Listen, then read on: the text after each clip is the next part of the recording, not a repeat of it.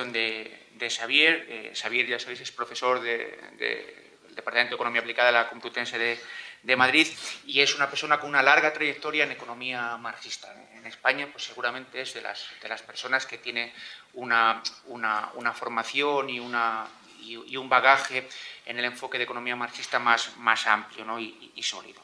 De hecho, eso también se muestra un poco en su actividad. Pues Xavier es director de un diploma de formación continua en la Complutense de análisis crítico del capitalismo, es director también del Instituto Marxista de Economía y es autor de varios libros y numerosos artículos que intentan analizar lo que ocurre en la economía mundial, lo que ha ocurrido en determinados países de América Latina, los procesos de desarrollo desde una perspectiva marxista. Por destacar un texto suyo, un libro reciente, Capitalismo y Economía Mundial, que pues es el fruto de los últimos años de su trabajo, que además pues, está teniendo bastante difusión y por lo que creo, Xavier, con traducciones al francés y al portugués, ¿no? Bien, simplemente para terminar, me gustaría destacar un rasgo de Xavier, más allá de la valía intelectual, ¿no? Y es la generosidad por acudir. La verdad es que en cuanto se lo transmitimos, mostró total disponibilidad en un contexto en el cual él ha tenido que hacer bastantes carambolas por sus compromisos para acudir, lo cual denota que todavía el grado de generosidad es mayor. Y yo creo que eso es una muestra de solidaridad y de fraternidad heterodoxa entre nosotros que nunca viene mal. Por lo tanto, Xavier, de verdad, muchas gracias por estar aquí y es un placer tenerte con nosotros. ¿Qué tal? Buenos días a todos y a todas. Bueno, rápido ha sido, lo de solvente está por ver, y esto de la larga trayectoria es una forma elegante de decir que uno empieza a ser más viejo que otra cosa, ¿no? Pero muchas gracias por la invitación, ¿no? Yo no creo que haya hecho ninguna pirueta, sí, ¿no? Y de hecho, esto arranca a través de una serie de correos y de teléfonos, de telefonazos el domingo por la tarde. Ha sido un poco mala suerte, ¿no? Porque normalmente una primera o segunda semana de julio hay más margen, ¿no? En este caso coincidió que yo estuve la semana pasada en América Latina, el fin de semana tenía una presentación precisamente en París, llegué el domingo, me encontré con un mensaje que normalmente me agrada leerlos de Ángel y se puso en marcha todo esto. La mala suerte es que se extingue el plan de una oleada de plan de doctorado y coincidía que esta semana teníamos muchas tesis, ¿no? De hecho, yo me disculpo porque voy a poder estar hoy limitadamente, tengo que volver corriendo porque tenemos precisamente un tribunal de tesis que además me coincide que me toca presidirlo, ¿no? Así que, encantado, gracias por la invitación, muchas gracias y un gusto estar aquí, estar en Valladolid de nuevo, estar con vosotros y poder debatir, como bien dices, fraternalmente. Además, yo agradezco mucho que tenemos dentro de, efectivamente, de más allá de lo compartido, en relación con una crítica a la esterilidad absoluta del enfoque dominante, de la economía burguesa dominante, la neoclásica, ¿no? Para comprender realmente las claves profundas de los graves problemas que padecemos, más allá de ese elemento compartido tenemos diferencias, ¿no? Y en ese sentido yo agradezco aún más, ¿no? la invitación, ¿no? Además me parece que, bueno, yo vengo de una tradición, tanto en el terreno teórico como político, que no tiene nada que ver con esa diplomacia habitual, ¿no? Donde detrás de las palabras bonitas lo que hay es navajazos, ¿no? Creo que no tenemos nada que perder, ¿no? Con discutir fraternalmente, como muy bien decía Óscar, ¿no? De forma completamente abierta, transparente, seria, profunda, porque me parece que el objetivo de la discusión es, entre otras cosas, en primera instancia, comprender bien precisamente cuál es el punto de diferencia, el punto de discrepancia, ¿no? Así que yo feliz, ¿no? Además, bueno, quienes nos dedicamos al ámbito académico muchas veces estamos en una especie de cuarteles de invierno, ¿no? Uno elabora, muchas veces en solitario, ¿no? Aunque es verdad que no deja de ser el reflejo pues, de una trayectoria y de una elaboración que finalmente es colectiva, ¿no? Más allá de las plasmaciones concretas que tome y, en mi caso también, expresión de una intervención política, sindical, pero al final a uno le da vértigo, ¿no? Porque en esos cuarteles de invierno siempre tiene la duda de si lo que está haciendo realmente tiene sentido, es pertinente, está afinado, ¿no? Y poder someterlo a la discusión con compañeros para mí es un regalo, ¿no? Así que, sinceramente, gracias a vosotros por la generosidad, por la apertura de miras y todo, un gusto, ¿no? Por otra parte, el tiempo es un poco limitado. Bueno, decía Óscar carambolas, ¿no? La fantasía organizada. Hay un librito de Furtado sobre la experiencia de unos cursos en CEPAL, en Santiago de Chile, ¿no? Bueno, yo a una hora completamente inconfesable de la noche de ayer me di cuenta de que había leído mal el título que tenía que hablar, mezclé los dos, con lo cual no tenía que hablar de la crisis, y entonces la noche era joven, sin embargo, a pesar de la hora esa que no pienso confesar. Bueno, he armado un esquemita que lo tenéis delante. Es un esquema bastante ambicioso, entre otras porque el título es también ambicioso, cuando no envenenado, ¿no? Balance y perspectivas del análisis marxista, ¿no? Que se puede encarar de 2 o 3 millones de formas distintas, ¿no? Entonces yo propuse un esquema, lo tenéis ahí, en torno a una serie de puntos que creo que pueden, ojalá, ¿no?, ayudarnos a fijar algunas cuestiones y, en particular, una discusión ordenada y fructífera, ojalá, ¿no? Bueno, desde el punto de vista... Además, hay una cosa que me parece importante consignar, ¿no? Porque yo creo que tenemos el riesgo muchas veces de que haya ciertas formulaciones retóricas, por ejemplo, que se queden en lo retórico, ¿no? Por ejemplo, cuando hablamos de una intencionalidad desde el punto de vista de nuestro análisis económico, que no se queda en el puro análisis, sino que digamos que nosotros invitamos a la discusión con la finalidad de comprender, pero también con la comprensión que tiene en miras, ¿no?, la intervención, una intervención que ojalá pueda abrir salidas, ¿no? Y coincide que justo hoy estos puntos de lucidez que te dan esas horas inconfesables, ¿no?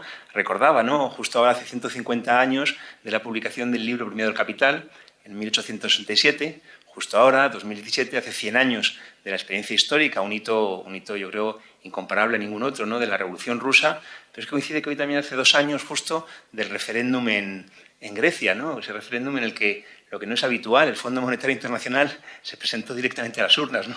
Normalmente lo hace con distintas candidaturas, pero no directamente sus políticas, ¿no? Y todo el recorrido de Grecia desde ese 5 de julio, que es muy significativo para lo que ha pasado después, no solo en Grecia, sino también en Europa y más allá de Europa incluso, ¿no? Así que se concatena todo con esas carambolas para, ojalá, que podamos hacer algo interesante, ¿no? Bueno, el punto de partida para mí tiene que ver con lo siguiente, ¿no? Arrancaba, ¿no?, con esta pregunta, ¿no?, de si hay solución a los problemas de la economía mundial, a los problemas sociales, a los graves problemas sociales que padecemos hoy en el marco de la economía capitalista, ¿no? ¿Y esto por qué? Bueno, porque siempre tenemos necesariamente un punto de partida, y el punto de partida es una pregunta, ¿no? Esto vale para las tesis, esto vale también a otra escala para las conferencias, ¿no?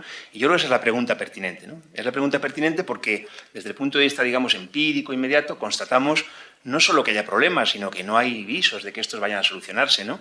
Constatamos que ha habido en el periodo reciente, y mucho más allá de la agudización que sin duda ha provocado la crisis, sino que venía de antes problemas graves que no solo se verifican en un retroceso, sino en retroceso de las condiciones de vida, sino en amenazas ciertas de nuevos retrocesos, ¿no? Por tanto, yo creo que vale la pena fijar bien la pregunta, ¿no? Lo decía Marx precisamente, ¿no?, cuando planteaba que no era ya en las respuestas, sino en las preguntas mismas, donde había mistificación, donde había engaño, ¿no? Por tanto, vale la pena, creo, fijar la pregunta, y a mí me parece que la pregunta es justamente esa.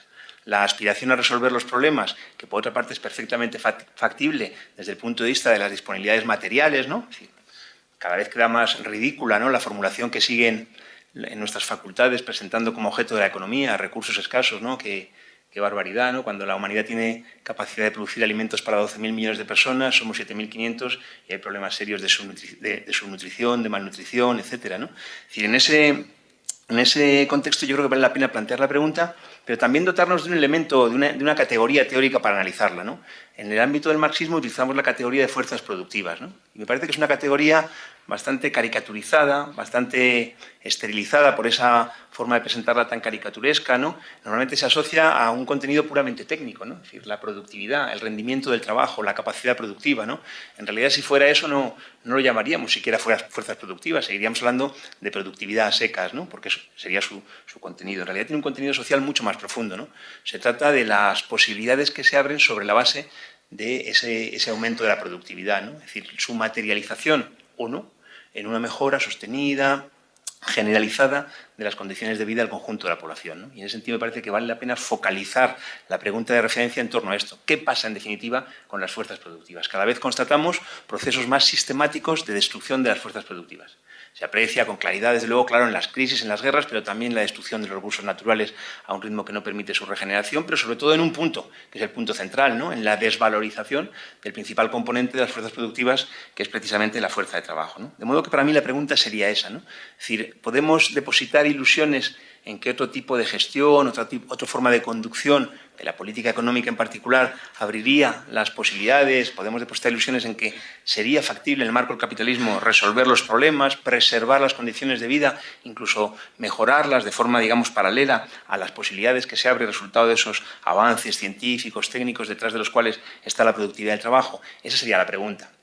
La formulo de una manera que seguro que la mayoría estáis apostando por cuál es la respuesta que doy y además acertáis si pensáis lo que creo que estáis pensando, pero en todo caso vale la pena ver cuál es el recorrido, ¿no? Para ello, para abordar esa pregunta, evidentemente necesitamos un instrumento de análisis. El instrumento, desde mi punto de vista, es el método marxista, ¿no? Claro, cuando hablamos del método marxista, aparte de que la sensación que da, ¿no? Yo lo decía Óscar, ¿no? Muchas veces me presento públicamente esto y la sensación que da a veces es como poco menos que si uno dice que es marxista, lo siguiente que tiene que hacer es pedir disculpas o, como mucho, ganar un poco de tiempo haciendo algún chiste de Groucho y sus hermanos, ¿no? En realidad, el marxismo es un método de análisis. A mí me parece que es la culminación de la mejor tradición de la historia del pensamiento económico. Es verdad que en nombre del marxismo se han hecho auténticas barbaridades en el terreno político y en el terreno teórico, porque hay una conexión entre ellos, ¿no? El que fuera manual oficial de economía política en la Unión Soviética, que durante muchos años elaboraban colectivamente y firmaban como Rumiantsev, firmaba este autor, Rumiantsev, bueno, defendía cosas como que Marx había teorizado una economía política del socialismo, que no está en absolutamente ningún documento, ¿no? Y esto es lo más suave en comparación con otras, como digo, barbaridades que se han hecho en nombre del marxismo y que obviamente solo incumben a quienes la hicieran, ¿no? Es verdad que el marxismo tiene dos dimensiones, por así decirlo, son dos caras, evidentemente, de una misma moneda, ¿no? Por una parte hay una guía para la acción, ¿no?, en el terreno político, de eso no hablamos ahora, obviamente, pero es un método de análisis, ¿no? Y como método de análisis, a mí me parece que es un método muy potente, como pongo en el apartado de ese, un método completo, ¿no? Y esto del completo tiene su importancia, un método completo de análisis social que además se materializa en una propuesta teórica interpretativa de las sociedades capitalistas. O, por mejor decir, porque esto me parece también decisivo, en las sociedades en las que domina el modo de producción capitalista, este verbo que aparece en la primera frase del Capital y que es, yo creo, poco considerado, ¿no? En las que domina. No estamos hablando solamente en un terreno abstracto, sí en el desarrollo teórico, pero desde el punto de vista de entender que las sociedades, de hecho, que conocemos, en ellas coexisten distintas relaciones de producción, ¿no? Y esto en torno a un elemento neurálgico, una cuestión, una base, digamos, que es una ley, la ley del valor, que enseguida paso a ella, ¿no? Entonces yo creo que corresponde precisar, ¿no?, lo que es y lo que no es, ¿no? En primer lugar, despejaríamos lo que no es, ¿no? Es decir, no podemos hablar de economías marxistas, no podemos hablar de política económica marxista, ¿no? Supongo que esto no merece la pena que nos detengamos, no es necesario que nos detengamos en ello, vale la pena solo sacarlo de foco, porque lo que es cierto es que el marxismo ha sido objeto, yo creo, de distintos tipos de cuestionamiento, por activa y por pasiva, podríamos decir. En primer lugar está la negación, el ninguneo, ¿no?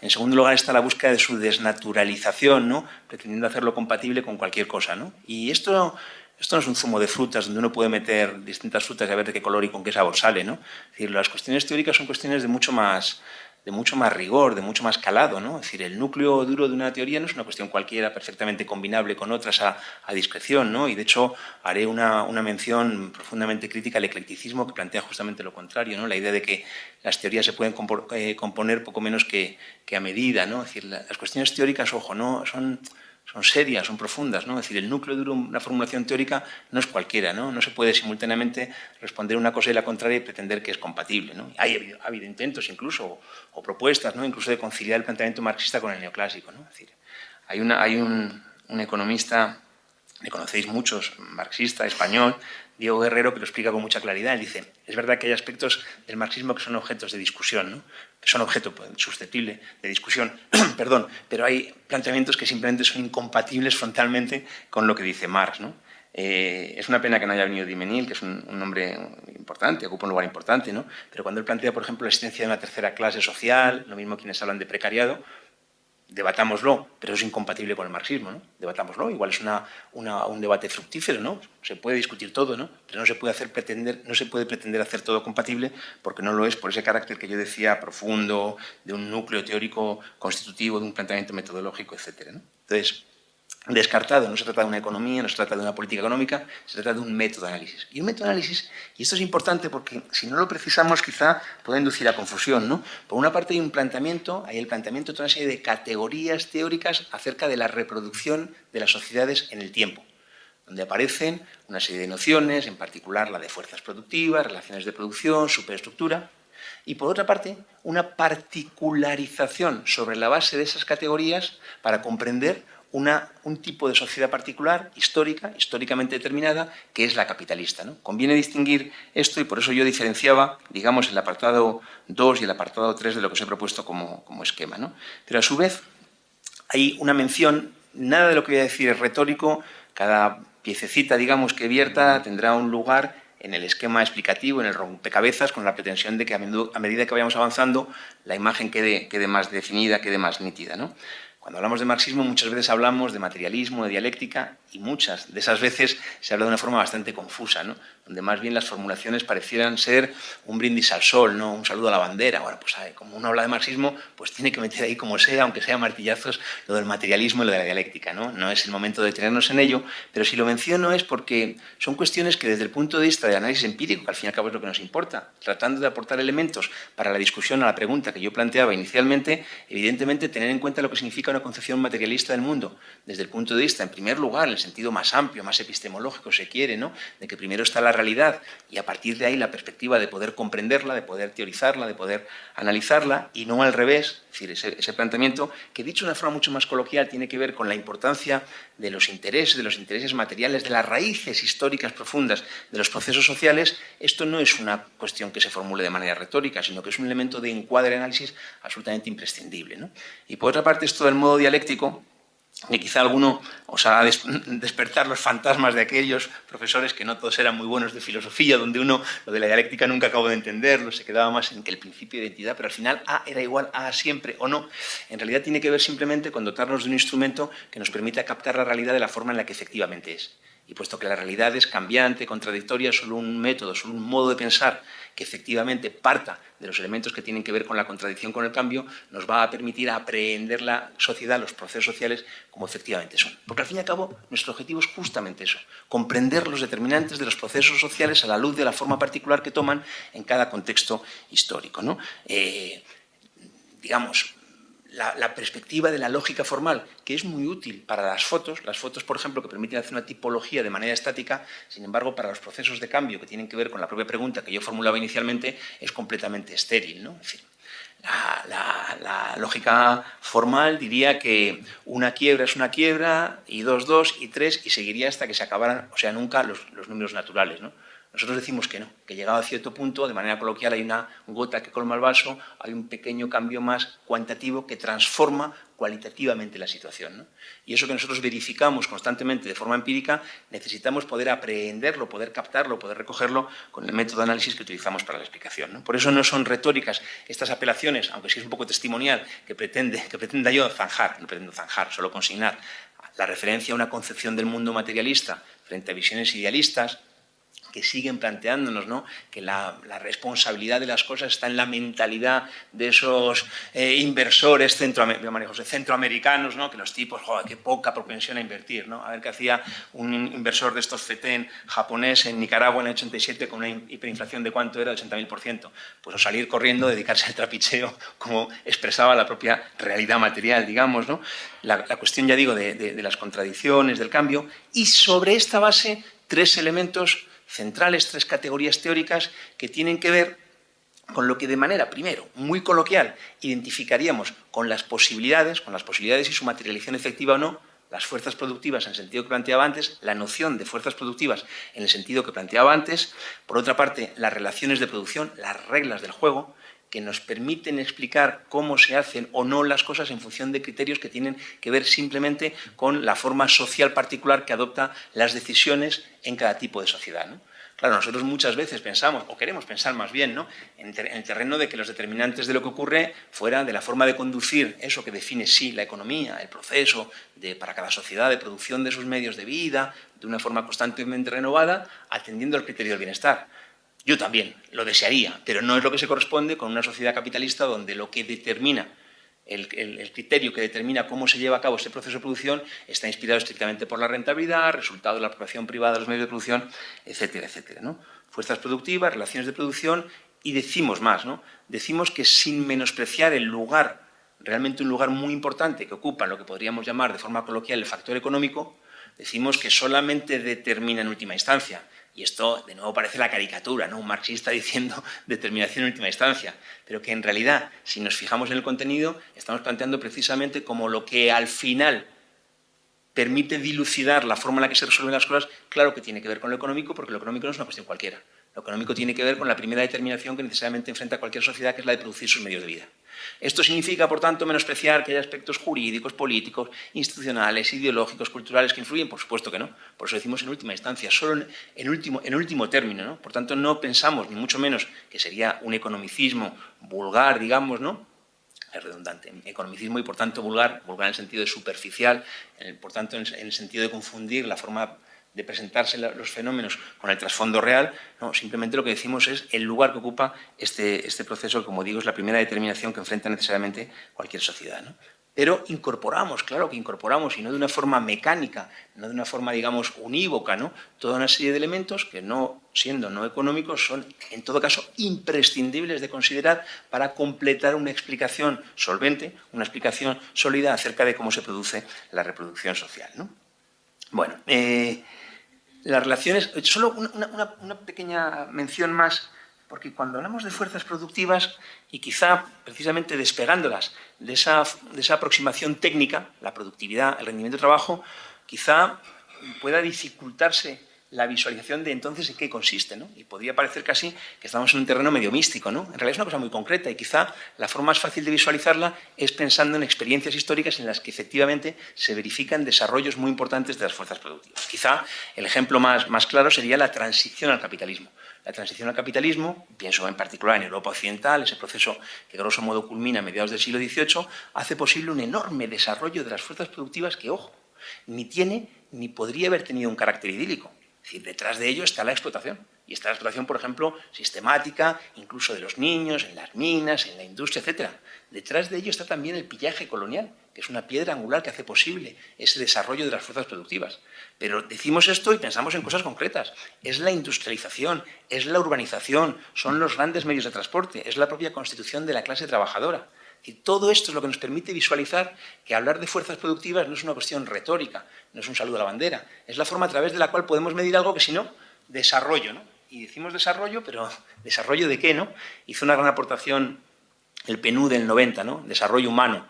Teníamos la gran duda de si era desarrollo equino, canino o humano. No, ¿desarrollo de qué? Necesitamos categorías teóricas, ¿no?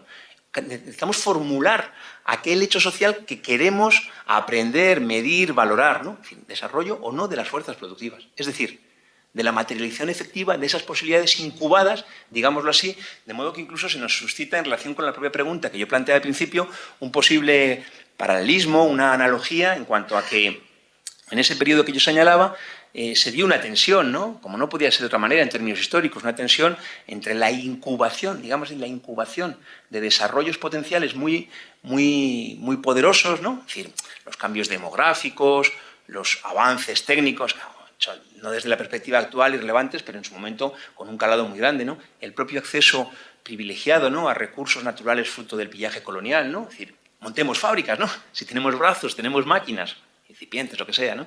Tenemos materias primas, montemos fábricas, ¿no? El problema eran las relaciones de producción, las reglas del juego, que se presentaban como un bloqueo, ¿no? La analogía está clara, ¿no? Es decir, no hemos incubado hoy en el seno de la sociedad capitalista desarrollos potenciales gigantescos de las fuerzas productivas, sin duda, sin duda. Chocan con las relaciones de producción, con las reglas del juego, con las exigencias de la rentabilidad, vaya que sí chocan, ¿no? Es decir, cuando hablamos de fuerzas productivas no hablamos del PIB, ¿no? Es decir, el desarrollo industrialmentista no es un indicador de desarrollo de las fuerzas productivas, es un indicador de lo contrario, es un indicador de bloqueo de las fuerzas productivas, ¿no? Es decir, aquí hay todo un juego que tiene que ver con el contenido mismo de los procesos sociales, que es a lo que nos dedicamos y que no podemos olvidarlo nunca por tautológico que pueda resultar, u obvio, ¿no? Entonces, nos importan esas categorías, ¿no? Porque esas categorías son las que nos permiten discutir particularmente en el terreno de la caracterización de qué es el capitalismo hoy y sobre todo de las perspectivas, que es al fin y al cabo en donde yo proponía discutir, y por otra parte no soy nada original, lo sé, ni lo pretendo, en torno a esa pregunta acerca de si los problemas se pueden resolver o no y en qué marco, ¿no? Al final siempre se dice que otro no sé qué es posible, pero la pregunta clave sería en qué marco eso efectivamente lo es posible, es viable, ¿no? Bueno, he dicho método completo, es decir, porque completa la explicación. Esto no tiene nada de sectarismo ni de ni de, digamos, ni de determinismo, ni nada por el estilo, ¿no? Tiene que ver con que es una explicación completa, que ni que decir tiene que se puede compartir o se puede no compartir, ¿no? Pero es una explicación completa acerca de cómo se produce la reproducción social, ¿no? Y esto es muy importante tenerlo claro, que toma forma en relación, lo dije antes, lo repito porque me parece muy importante desde el punto de vista de no despistarnos, que toma forma en relación a cómo se produce la reproducción de las sociedades en el tiempo y que dentro de eso hay una particularización. En el año 1857 Marx escribe una carta y dice: en 5 semanas liquido esto de la economía, no sé si dice la palabra mierda, pero algo parecido, ¿no? Este rollo, este aburrimiento de la economía, ¿no? Bueno, ese sí que fue un pronóstico errado, porque al final el tipo siguió escribiendo de economía hasta su muerte en 1833 y ni siquiera acaba una pequeña parte del esbozo de lo que era su propuesta, donde, por ejemplo, había un libro 5 del Capital que era en relación con el mercado mundial, y no por haber pasado al terreno empírico, sino porque el mercado mundial está contenido en la dinámica capitalista necesariamente, etcétera, ¿no?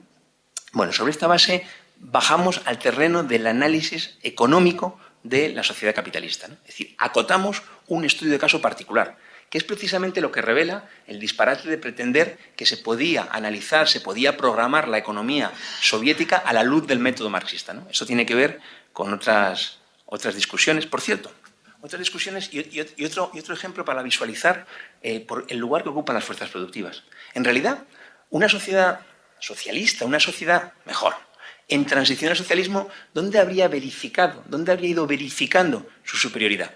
¿En qué terreno? Evidentemente no en el terreno de los himnos o de las banderas, ¿no? En el terreno del desarrollo de las fuerzas productivas. Un desarrollo de las fuerzas productivas posible, ciertamente, una vez desembarazada la sociedad del lastre de gestionar la conducción del proceso económico atendiendo al criterio de rentabilidad, que sin embargo no se verifica en la Unión Soviética, de modo que esa transición, ese inicio de transición, en particular se había concretado en que la función represora del Estado, a medida que se desplegara un nivel de abundancia mayor, había debido ir reduciéndose, ¿no? Que es justamente lo que ocurre, ¿no? Y hasta por ahí podemos verificar el disparate no ya del socialismo en un solo país, sino incluso de la perspectiva de que realmente se había abierto un proceso de transición, ¿no? Y de nuevo, las fuerzas productivas en el centro.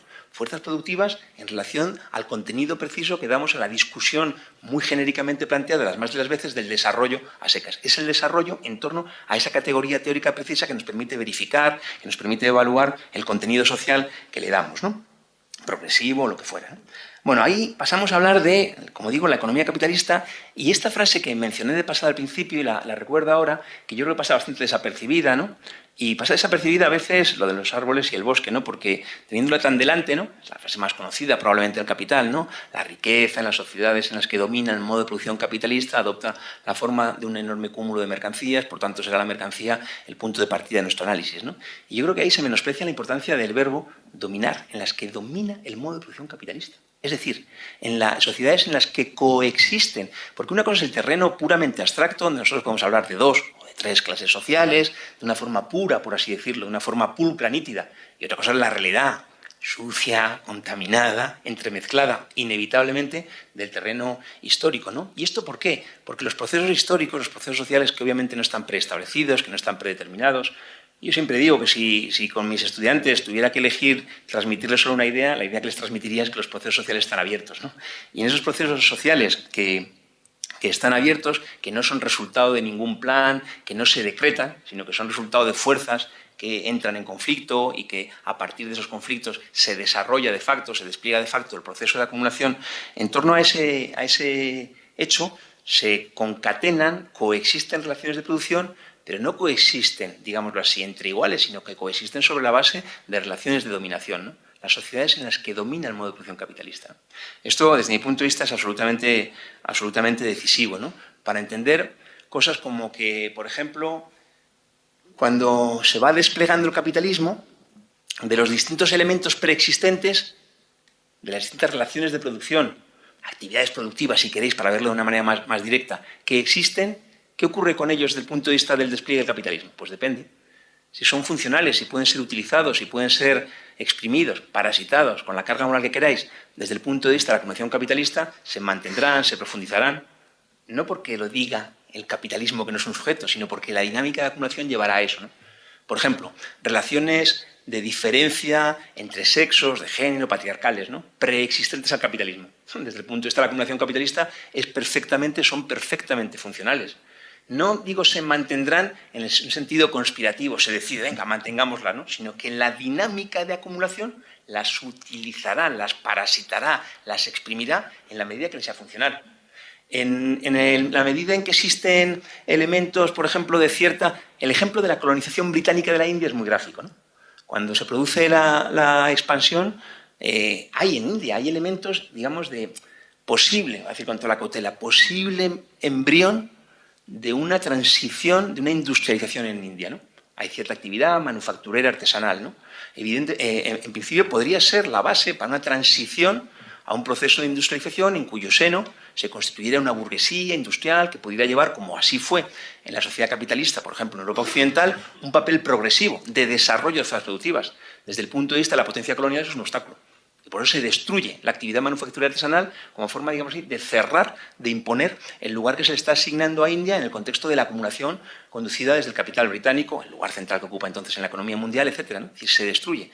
Por eso, cuando decimos que la ley del valor, no lo he dicho todavía, domina el modo de producción capitalista que tiene un regulador que es la ley del valor. Pero vale la pena decir lo que es regulador, sobre todo porque en el lenguaje coloquial asociamos regulador más bien a la actividad de gestión del Estado, que vamos a decir reguladora de la competencia, de las telecomunicaciones, no sé qué, aquí hay distintos, por ejemplo en España hay distintos órganos, pero que en realidad más que ser regulador sería lo que limita, lo que matiza la actuación del regulador efectivo, que es la ley del valor. Esa intervención del Estado que puede limitar parcialmente, de manera acotada, la actuación de esa ley del valor, ¿no? Entonces vamos a hablar de la ley del valor como regulador, y por eso cada título ha sido larguito, la ley del valor como regulador de las sociedades en las que domina el modo de producción capitalista. Repito la frase porque tiene su importancia.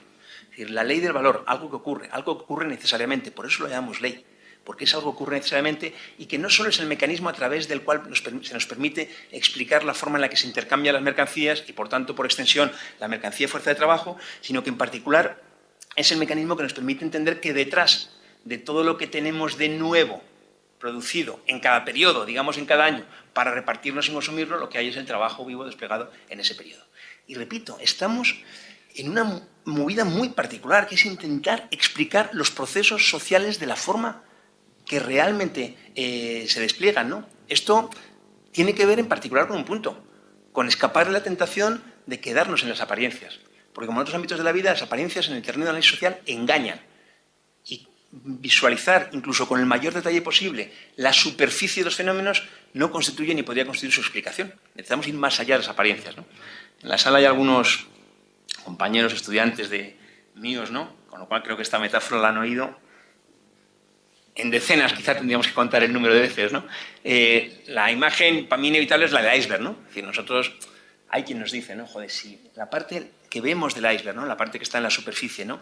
La medimos, la fotografiamos con todo detalle y con toda precisión, completaremos la explicación de por qué adopta esa forma, ¿no? Y es una barbaridad. Porque la única forma a través de la cual podemos explicar por qué el iceberg, en la parte que vemos, adopta la forma que toma es buceando y buceando hasta abajo de todo para, remontando la configuración de ese iceberg, ver la forma que adopta en la superficie. Exactamente lo mismo ocurre en el análisis social, de ahí el contenido metafórico de este rollo del iceberg que siempre cuento, se ríen por ahí detrás, ¿no? Pero que me parece importante desde el punto de vista de entender dónde ponemos el foco, en la forma social. Y esto implica una dualidad.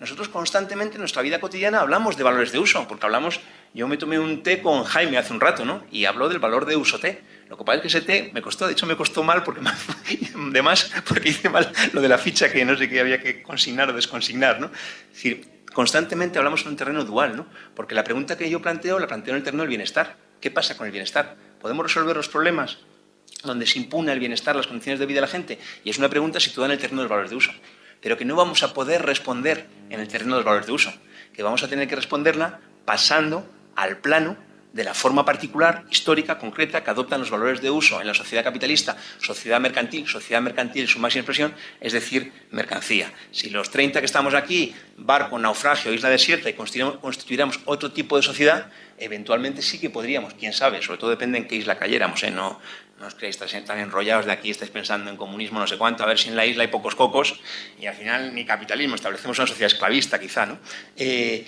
Eventualmente podríamos, la comparación es un poco forzada, con un cierto desarrollo de las fuerzas productivas en función de dónde cayéramos, sí que podríamos pensar en una sociedad en la que directamente el criterio fuera el de los valores de uso, el del bienestar, ¿no? Obviamente no es el caso de la sociedad en la que vivimos, ¿no? Así que la ley del valor. A mí esto de la ley del valor me preocupa porque creo que muchas veces hay una comprensión cartesiana, rígida, formalista del marxismo que lleva a recitar perfectamente qué es la ley del valor sin entender qué significa, y sin entender qué significa porque no se entiende previamente la pregunta y difícilmente podemos encontrar respuestas si no sabemos cuál es la pregunta, ¿no? La pregunta tiene que ver precisamente con si, puesto que la sociedad capitalista es una sociedad mercantil, puesto que el reparto de los recursos para su consumo productivo y el propio reparto del resultado del consumo productivo de los productos se hace de una forma indirecta a través del mercado, obviamente nos interesa ver cómo funciona eso que acabamos de llamar mercado, ¿no? El intercambio, ¿no? Y esa es la pregunta, ¿cómo funciona el intercambio, ¿no? Y hay distintas explicaciones. Hay quienes nos dicen que basta con mirar la parte del iceberg que se aprecia, ¿no? Los neoclásicos nos dicen que hay que mirar el momento del intercambio, ¿no? El momento del intercambio. Yo a veces bromeo con que para ser neoclásico basta con no pensar, ¿no? Cuánto de larga es la fila de la demanda de quienes quieren comprar un producto y por tanto de ahí el precio, ¿no? Pero ¿qué ocurre? Claro, ocurre que las mercancías, ahí pensamos. A veces bromeo con los estudiantes y no son capaces de no pensar, ¿no? Están bien formados, ¿no? No, es que las mercancías no caen del cielo. Son el resultado de un proceso de producción. Y por lo tanto tenemos que fijarnos en primera instancia en cómo se lleva a cabo ese proceso de producción, ¿no? La ley del valor es el regulador de la economía capitalista, nos permite explicar cómo se intercambian las mercancías, por extensión, cómo se intercambia la mercancía de fuerza de trabajo. Hay una lectura muchas veces muy caricaturesca, en particular porque desconoce el hecho de que la ley del valor opera sobre la base de dos procesos sociales. Y esto de procesos sociales no tiene nada de redundante, es precisamente lo que le da todo el contenido. Procesos sociales. El proceso social de producción sí, pero también el proceso de validación social de los trabajos privados. Y esto da un juego tremendamente potente. Y no se puede resumir la ley del valor en un renglón. Qué pena para los estudiantes baguetes, pero qué bueno, porque de esta forma podemos aspirar efectivamente a que gracias a una formulación seria de la ley del valor aprendamos realmente la forma a través de la cual tiene lugar su actuación. No es una cuestión cualquiera, un doble proceso social, ¿no? No nos asusta que nos digan, pero decís que estáis detrás del trabajo, el tiempo de trabajo socialmente necesario, pero nosotros nos podemos imaginar el tipo de siempre. El tipo en el desierto, muerto de sed, y entonces la botella de agua, y entonces 10.000 euros, claro. La necesidad de ese valor de uso alcanza tal magnitud, está en juego la supervivencia, que evidentemente estamos dispuestos a renunciar a mucho valor a cambio del valor de uso que ni más ni menos da la supervivencia. ¿Y esto por qué? Porque la ley del valor se formula de una manera que efectivamente permita aprehender la realidad tal y como es.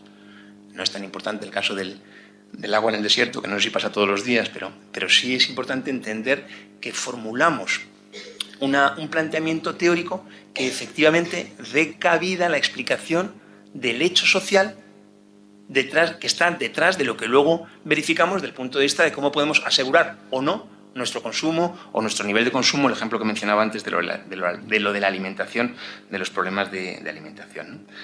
La ley del valor, un regulador de la economía capitalista a partir del cual se explica la dinámica del conjunto de las sociedades, y aquí está un salto muy importante. La ley del valor, formulación teórica que utilizamos como instrumento para explicar la reproducción social en sociedades en las que estas relaciones de producción capitalistas coexisten con otras. Coexisten y las subordinan, las disciplinan. Y esto se aprecia con mucha claridad cuando nosotros imaginamos distintos tipos de actividades productivas, por ejemplo, con la forma cooperativa o con la forma de lo que aquí llamamos autónomos, que en todo caso tienen que pasar con éxito la prueba de mercado. Hay un disciplinamiento, es decir, el listón de la competencia que, por cierto, no lo establece el pequeño capital, sino cada vez más el gran capital financiero que decide producir camisas de estas en Bangladesh con salarios de $1 diario.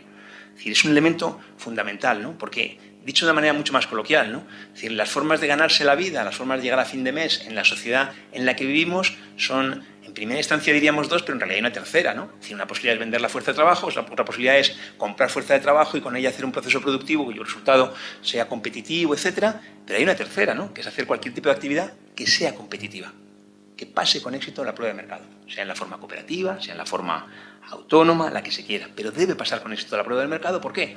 Porque en realidad, ahora que estamos en julio, podemos imaginarnos perfectamente, yo creo, yo sí al menos, no sé vosotros, viviendo sin teléfono, sin electricidad, en la playa de Bolonia, en Cádiz, durante un tiempo, hasta que me ponga enfermo y tenga que consumir medicamentos, y como los medicamentos toman la forma de mercancía medicamento, tenga que comprarla, y no va a bastar con que yo hable mucho, que lo hago, sino que me van a pedir moneda de curso legal a cambio.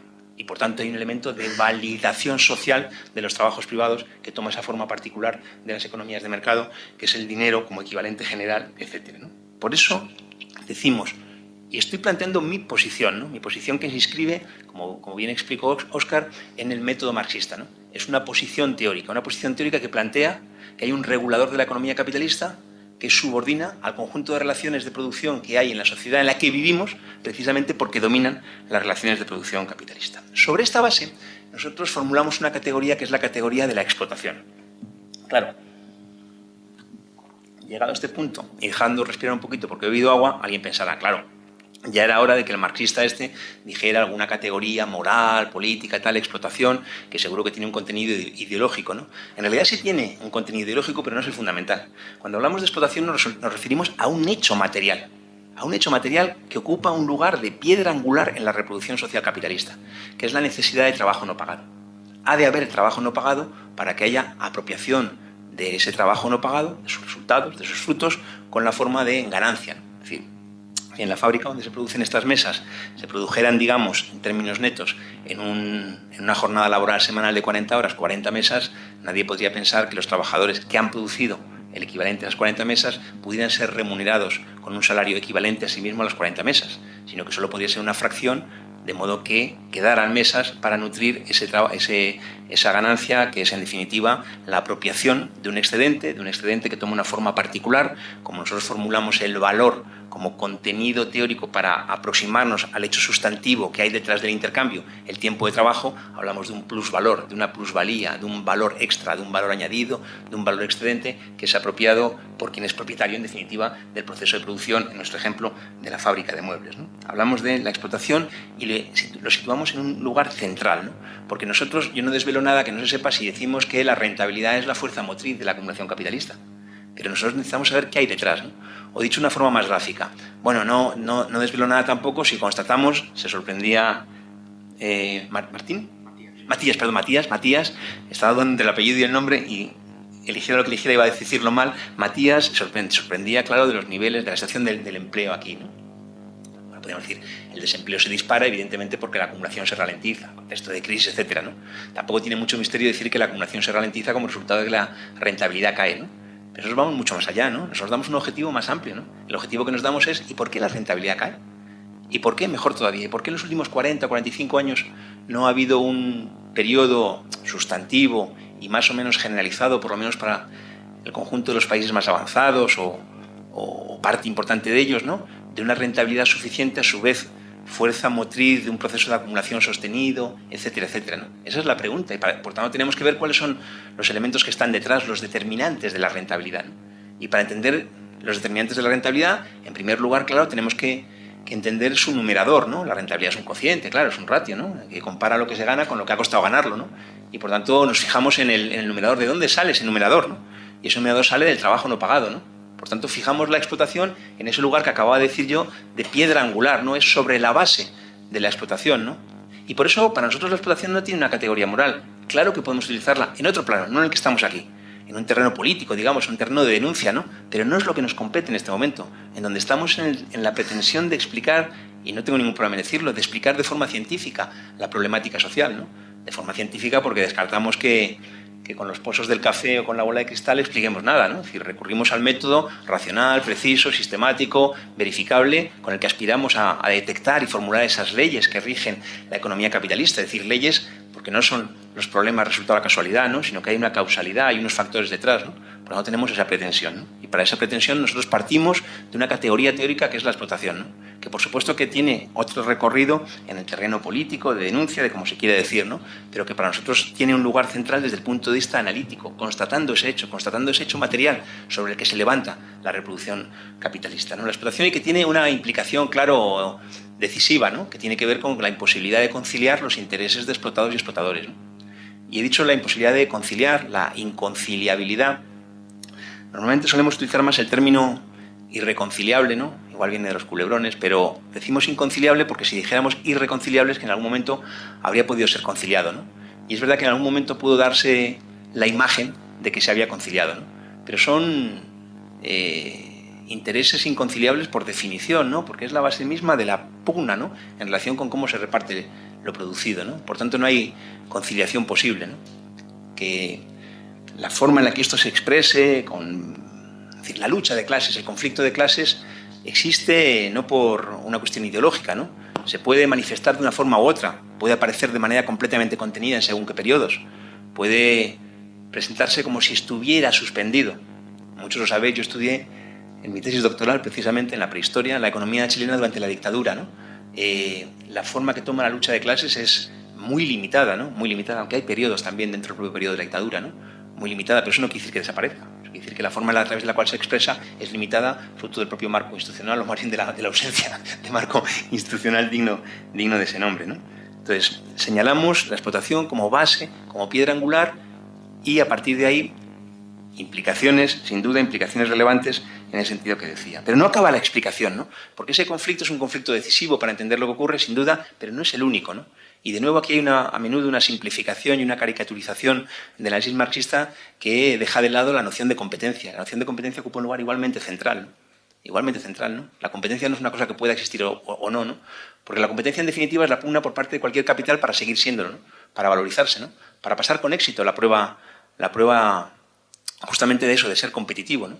Y a mí me gusta decir, de forma un poco provocativa en la forma, pero con un contenido muy obvio, ¿no?, que para cualquier capitalista ser competitivo es un imperativo de vida o muerte.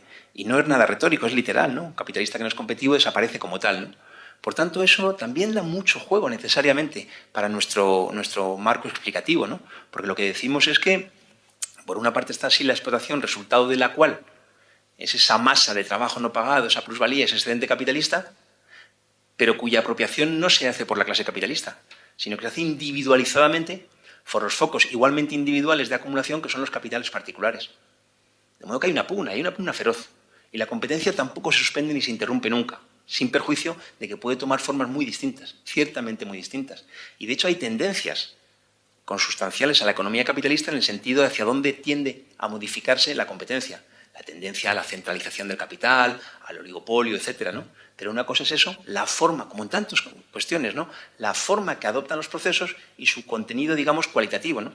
La competencia ni desaparece ni podría desaparecer. Claro que adquiere formas distintas y claro que eso es materia de estudio, sin duda, ¿no? Cada cosa que digamos, claro que en torno a eso podría y debería, ojalá, ¿no?, haber una línea de estudio. Tenemos en la economía una situación verdaderamente dantesca, ¿no? Una disciplina en la que la inmensa mayor parte de los fondos que se dedican a investigar no es para comprender, sino para lo contrario, para camuflar, ¿no? Entonces ahí tenemos limitaciones, pero no será porque nosotros no quisiéramos, no propongamos, ¿no? La competencia, ¿no? La competencia que desvela. Si decía la explotación desvela un conflicto que se traduce en esa imposibilidad de conciliar intereses, lo que desvela la competencia es que no hay ninguna perspectiva de un capitalismo posible, ordenado, pacífico, estable, ¿no? Porque además lo plantea de una forma muy general, en abstracto, capitalistas que compiten, ¿no? Si le diéramos un contenido histórico más preciso, diríamos los grandes capitales financieros respaldados por sus potencias respectivas, y aquí, como sigo hablando en unos segundos, estalla una guerra, ¿no?, cuyo trasfondo tiene que ver con la pugna por los mercados, tiene que ver con la pugna, con la exigencia por parte de fracciones particulares del capital para hacer posible ese proceso de competencia que le define como tal, ese proceso de valorización que le constituye como tal capital, ¿no? Por tanto, descartamos esto. Muchas veces se dice si el capital, la clase capitalista tiene plan B, ¿no? No es que no tenga plan B, es que no tiene plan A. Y no es un juego de palabras, no tiene ni podría tenerlo, porque no es un proceso de acumulación planificado, programado, ordenado, de acuerdo a ningún criterio distinto del resultado de decisiones individuales, de los focos igualmente individuales de acumulación que son los capitalistas individuales. El resultado de esa competencia, cuyo contenido material, digámoslo así, cuyo contenido económico preciso, es la pugna entre los capitales para cada uno de ellos apropiarse de una fracción suficiente de ese trabajo no pagado, de esa plusvalía, objeto de la explotación que decíamos, el resultado es que el capitalismo se revela, primero lo digo de forma más coloquial, como no solo contradictorio, sino crecientemente contradictorio. Las contradicciones se agudizan. Esto no explica nada desde el punto de vista de que necesariamente vaya a ocurrir no sé qué y vaya a ocurrir no sé cuándo. Por supuesto que no. Ningún determinismo vulgar, digamos, por ese lado, ¿no? Sí, simplemente constatar que los problemas se agudizan, que cada vez constatamos dificultades más profundas para poder dotar de cierto impulso, digamos, al proceso de acumulación de una forma sostenida, en el tiempo, de una forma generalizada, etcétera, ¿no? Esto Marx lo formula con la forma de una ley también, ¿no? Es decir, algo que ocurre necesariamente, una ley, ¿no? Una ley, una conexión causal, ¿no? La puesta en marcha del proceso de acumulación capitalista regido sobre la base de las decisiones individuales de acumulación tienden a limitar la rentabilidad. La rentabilidad tiende a caer, ¿no? Tiende a caer, ¿no? Y hay quien dice, joder, Marx se equivocó, tiende a caer, ¿no? Bueno, poco perezosos, porque no hacía falta que leyeran el capítulo siguiente entero, bastaba con el título, ¿no? Factores contrarrestantes. Esto es la dialéctica que contaba yo hace un rato, ¿no? Sí, saluda a la bandera. No. La necesidad de apreciar de la forma que realmente adoptan los procesos sociales su análisis, ¿no? Contradictorio, cambiante, no preestablecido. Y en ese sentido señalar, hay una presión a la caída de la rentabilidad. Y hay posibilidades de contrarrestarlo, posibilidades que cada vez son más dificultosas. Bueno, yo había lanzado una pregunta hace un buen rato, ¿no? Aquí ya tenemos un primer lazo explicativo. Claro, es que esa dinámica de acumulación capitalista contradictoria, crecientemente contradictoria, va mostrándose en una distancia cada vez mayor entre las posibilidades materiales que ha adquirido potencialmente la humanidad y su materialización efectiva en términos de las condiciones de vida de la inmensa mayor parte de la población mundial. Claro, tenemos ya un primer lazo explicativo que evidentemente no es una explicación completa porque nos falta el otro elemento necesario para no caer en la tentación de lo del iceberg, en no caer en la tentación de que las apariencias directamente constituyen la explicación. Necesitamos teoría, necesitamos historia. Necesitamos teoría para aprender los hechos, los fenómenos, caracterizándolos, conceptualizándolos teóricamente con la pretensión de poder establecer conexiones entre las categorías, entre los conceptos. Necesitamos historia para nutrir el despliegue que tiene a lo largo del tiempo empíricamente ese proceso sobre esa base que decíamos, con todas, ni que decir tiene, las contradicciones. Por más que uno diga contradicciones, vaivenes, irregularidades, un montón de veces siempre se va a quedar corto, porque la realidad es mucho más difusa, mucho menos nítida que como la formulamos en un terreno teórico o, en todo caso, en un terreno discursivo, ¿no? Entonces, esta ley encuadra la trayectoria histórica del capitalismo. Encuadra no quiere decir que dirija de forma directa, quiere decir que encuadra, que es un elemento de contexto. Es en el marco presidido por las dificultades en relación con la rentabilidad, dificultades que se agudizan en el tiempo, en el marco del cual podemos explicar los fenómenos particulares que nos interesan. Por ejemplo, la crisis actual. La crisis actual nosotros tenemos por lo menos dos grandes formas de explicarla, ¿no? Una es la que alude a las causas inmediatas de la crisis, que tenemos todos, porque además, pues, si nos dedicamos a la economía, nos invitaron 1000 veces a hablar en no sé cuántos sitios de qué forma tomaba esto, ¿no? Pero son las causas inmediatas. Nosotros tenemos una pretensión mayor. También Roosevelt explicaba muy bien en el 32 las causas inmediatas de la crisis del 29, ¿no? Cada uno iba más allá de eso. Nosotros tenemos la pretensión de ir más allá y, por tanto, queremos explicar las causas a la luz, las causas inmediatas a la luz de su encuadramiento en tendencias generales. Es decir, claro que la política, claro que las deficiencias en la gestión, en la regulación financiera preparan un terreno, a subprime, no sé cuánto, ¿no? Pero ahí, yo siempre lo digo bromeando por no llorar, ¿no? Es decir, aplíquese el criterio de los niños pequeños. ¿Y por qué? ¿Y por qué? ¿Y por qué hasta el final, no? No, porque Reagan tal. ¿Y por qué Reagan? ¿Y por qué? Y entonces constatamos las dificultades para el proceso de acumulación del capital, resultado de este encuadramiento que decía en torno a esta ley, que exigen necesariamente que se eliminen ciertas trabas para poder mover el capital de forma prácticamente irrestricta, lo cual no quiere decir un plan B ni un plan A, simplemente la barra libre, digamos, en cuyo marco se despliegue plenamente la ley del valor sin estar sometida a restricciones o prácticamente sin estar sometida a restricciones, ¿no? Bueno, yo enuncio lo que quería contar, porque me da un pequeño toque amable, Óscar. Todo esto se concreta en relación con lo siguiente, ¿no? Es decir, ¿cómo explicamos las crisis, y particularmente esta, desde el punto de vista del marxismo? Y en relación a eso, yo sobre todo quería señalar el carácter histórico de las crisis. Las crisis tienen un carácter doblemente necesario. Primero, son necesarias en el sentido de que necesariamente se producen, son inevitables. No tengo tiempo, pero se podría argumentar fácilmente que la carga de la prueba estaría en aquellos que dijeran que siempre pueden actuar los elementos contrarrestantes y en la proporción suficiente para que la rentabilidad se mantenga en un nivel que a su vez evite que la acumulación sea sometida a procesos de estancamiento, de caída, ¿no? Es decir, ni siquiera nos detenemos, aparte por el tiempo, porque tenemos la prueba empírica constante, ¿no? Pero también son las crisis necesarias en el sentido de su carácter indispensable, de su carácter necesario desde el punto de vista de mecanismo de destrucción con el que se aspira, digámoslo así, a restablecer las condiciones de la rentabilidad y con ello relanzar la acumulación. De nuevo, aquí llamo la atención con que quizá mi redacción pueda hacer pensar en una formulación un poco conspirativa, ¿no? Entonces, tipos todos de negro en una sala con mucho humo deciden pasado mañana crisis, no, en realidad ni siquiera hace falta, pero no es así como se producen los procesos, es simplemente la dinámica de acumulación capitalista, ¿no? Y esto toma forma particularmente en una segunda etapa del capitalismo, donde todas esas tendencias que forman parte del desarrollo normal del capitalismo, la centralización, la internacionalización, configuran una nueva etapa Nosotros le llamamos el imperialismo, que arranca a principios del siglo XX. La propuesta es de un economista burgués, Hobson, tuvo un éxito nulo entre sus colegas, ¿no? Y sin embargo sí tuvo acogida en relación con el pensamiento crítico, con el movimiento obrero en particular, ¿no? en el marxista más concretamente, ¿no? Cómo caracterizar esos elementos que toman la forma de la expansión colonial, etcétera, pero cuyo contenido conceptual y cuyo contenido histórico en particular debe ser objeto de discusión. La configuración del capital, del gran capital financiero, no porque se dedique a las finanzas, sino porque es quien tutela, quien controla masas enormes de capital, la existencia de una sola economía mundial en la que opera la ley del valor. Y claro que no opera plenamente porque nada ocurre plenamente salvo en los libros. Ocurre que la ley del valor opera, subordina, de forma limitada. Es la experiencia de la Unión Soviética, donde la expropiación del capital no significa que el regulador ley del valor deje de permear, deje de influir. Había un doble regulador, decía Probazensky y otros economistas. Todo el rollo del socialismo en solo países ajeno a la tradición marxista y a la propia tradición bolchevique. Una economía mundial y un elemento más. Tensiones cada vez mayores sobre las fuerzas productivas.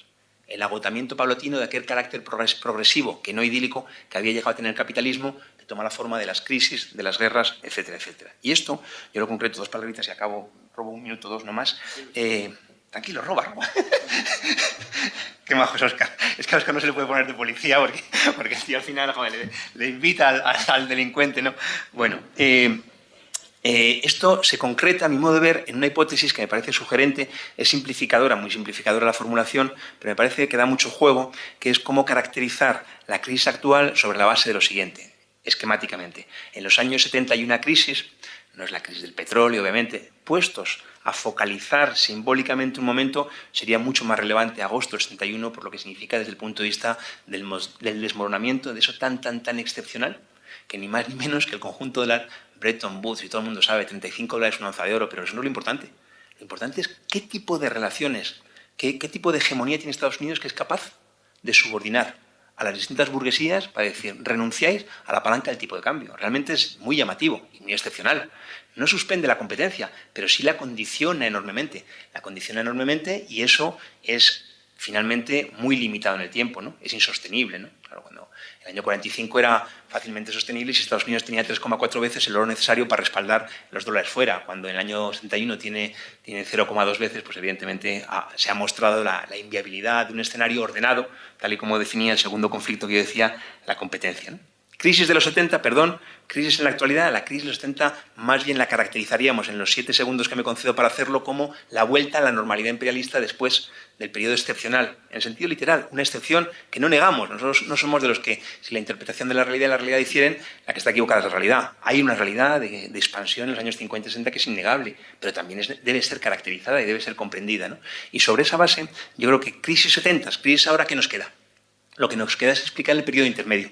El periodo de intercrisis, 80s, 90s, principios del siglo XXI hasta el estallido, 2007 y 2008. ¿no?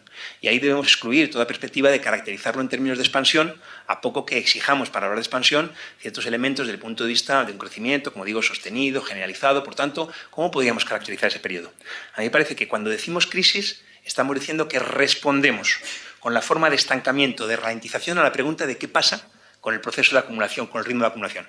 Cuando hacemos la misma pregunta al periodo de intercrisis, respondemos irregularidades, incertidumbres, vaivenes, asimetrías, nada que sustente la hipótesis de expansión para completar el ciclo y vuelta a empezar.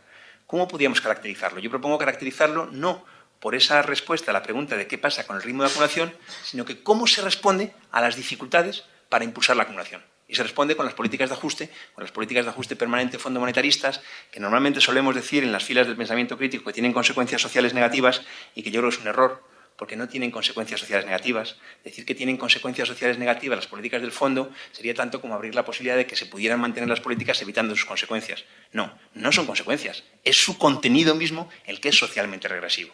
Contenido que fundamentalmente tiene la forma de una desvalorización de la fuerza de trabajo por mecanismos directos e indirectos. Y en ese contexto, lo sugerente es, y esa era la fórmula que yo decía, crisis, ajuste, crisis, el ajuste permanente, fondo monetarista, que se aplica no para fastidiar, sino para intentar restablecer un marco de acumulación, no solo no abre un periodo de expansión, sino que esas mismas políticas contribuyen a que la economía mundial desemboque en una nueva crisis, una crisis más aguda, la crisis actual, ¿no? Aquí aparece la idea de huida hacia adelante o tabú entre los tabúes, los límites históricos del capitalismo. Y luego había una... Yo no sé si vamos a debatir ahora o luego solo colectivamente, por tanto, el segundo minuto de los dos que robaba. Para cerrar, bueno, cierro de una manera muy amplia, ¿no? Simplemente lo que constatamos empíricamente es que no hay ningún elemento, digo, verificado, pero tampoco yo creo ninguna ilusión posible a depositar en torno a una perspectiva de un despliegue del capitalismo con un desarrollo en su seno de las fuerzas productivas. Más bien al contrario. Lo que constatamos son procesos cada vez más sistemáticos en distintos ámbitos de destrucción de fuerzas productivas, ¿no? Eso es lo que caracteriza la situación actual. Por tanto, la conclusión sería, desde el punto de vista del análisis económico, que no hay posibilidades de resolver los problemas en el marco del capitalismo. Y aquí, en los 30 segundos que me quedan, quiero decir una cosa que me parece muy importante. Sería, yo creo, un error serio pensar que esto que acabo de decir, el análisis económico nos permite entender que en el marco de la sociedad capitalista no se pueden resolver los problemas, no se puede materializar, dar cuerpo a esas posibilidades, resultado del aumento de la productividad que se verifica en los avances científicos técnicos. Sería un error que alguien pensara que, por tanto, desde el marxismo, esto lleva de manera directa a no sé qué posición política maximalista y que lo siguiente que voy a decir es proponeros que vayamos a quemar no sé qué aquí en Valladolid, ¿no? Ni mucho menos. En absoluto. Nada que ver con esto. Eso significaría no haber entendido nada del análisis marxista, en este caso más desde el punto de vista de la dimensión política. En absoluto.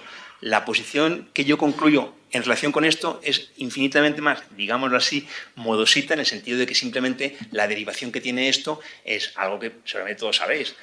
Como no hay ninguna posibilidad de salida individual, por tanto lo que queda es la organización colectiva sobre la base de los intereses compartidos, cero tentación de sentarnos a... He visto, con todo respeto a la universidad que quiero, en la Universidad de Valladolid, un curso de, ¿cómo se llamaba? Sindicalismo y diálogo social, ¿no? Es que ya o sea, la ideología, ¿no? de la negación del conflicto material que existe en la explotación se entroniza hasta con la forma de los cursos correspondientes, ¿no? Es decir, la organización independiente de los explotados sobre la base de los intereses que comparten, ¿para qué? Para defender sus reivindicaciones. Para defenderlas de la única forma digna de ser llamada defensa, que es de manera incondicional, no sometiéndola a ninguna condicionalidad. Porque tenemos muchas experiencias, ya que aparece Grecia 5 de julio de 2015 como fecha simbólica, tenemos la experiencia de que cuando se dicen defender las reivindicaciones sociales condicionados a no sé qué objetivo de déficit o deuda, pues bueno, pues la tostada siempre cae del lado de la mantequilla y se consiguen los objetivos de déficit o no, se paga deuda seguro, pero la enseñanza, la sanidad o la vivienda o el empleo quedan inevitablemente abandonadas, ¿no? Esto yo, cierro en unos segunditos, esto... Yo mismo medio me escucho y pienso, me he dejado tantas cosas en el tintero, es una visión tan esquemática, pero me parece que cuando se decía, ¿no? Balance, perspectivas, en un curso que además, una escuelita en la que, escuelita por cariño, no por poca importancia, en la que creo que lo que se pretende precisamente es abrir el abanico, ¿no? Me parece que grosso modo es lo que quizá correspondía, sabiendo que aquí entre vosotros seguro que hay situaciones muy distintas de quien maneja más esto y se ha podido aburrir considerablemente y que quien quizá, incluso en la propia aceleración con la que yo he explicado las cosas, pues le haya... Bueno, el proceso de comprensión es proceso, no es 0-1, es un proceso paulatino, ¿no? Yo llevo 24 años dando clase, creo que cada vez comprendo mejor las cosas, lo cual... admito otra redacción, qué mal debía comprenderlas hace 24 años, ¿no? Pero aquí más bien hay que ver siempre la botella medio llena. Si os quedan elementos de reflexión, de discusión, pues bienvenido sea y muchas gracias por la atención y por la invitación, Óscar, un gusto compartir contigo.